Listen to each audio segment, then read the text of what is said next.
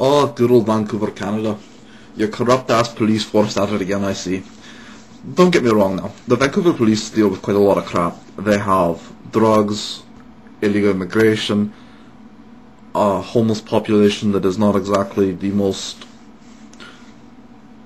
conducive to their rules of law, shall we say. Even though a lot of them do have legitimate reason for not being exactly helpful. But Vancouver does have a huge drug problem. A place called Hastings is a bloody nightmare for the amount of crack addicts and everything else that they have around there. But that being said, that's a different story. Our problem today is the fact that the Vancouver police have impersonated a news reporter from 24 Hour, which is a small newspaper published for free in Vancouver. They have basically damaged the reputation of journalism, they have damaged the reputation of free speech, they have damaged a lot of crap simply for serving one individual with a peace bond for making a mistaken comment that could be construed as a threat. There was no threat made, let's make no mistake about that. It was a comment that could be construed as a threat if you're too stupid to listen to them publicly protesting correctly. The comment was that they know where the Olympic Committee members live and they will bring the protest to their door. There was no threat of violence, there was no threat of physical harm. Make no mistake about that. I do not exactly agree with his comment about making the statement that they know where they live.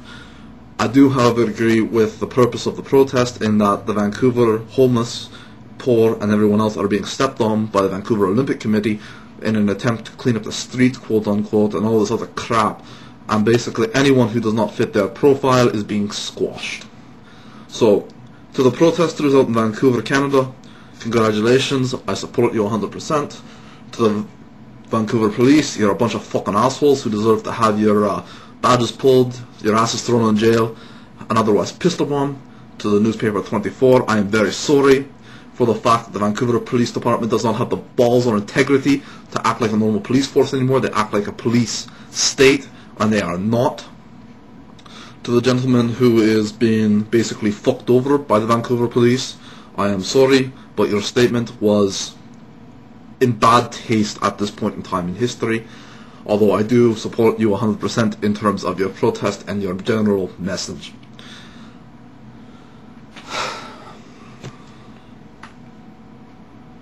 Forgot one thing, forgot to add the side note to it.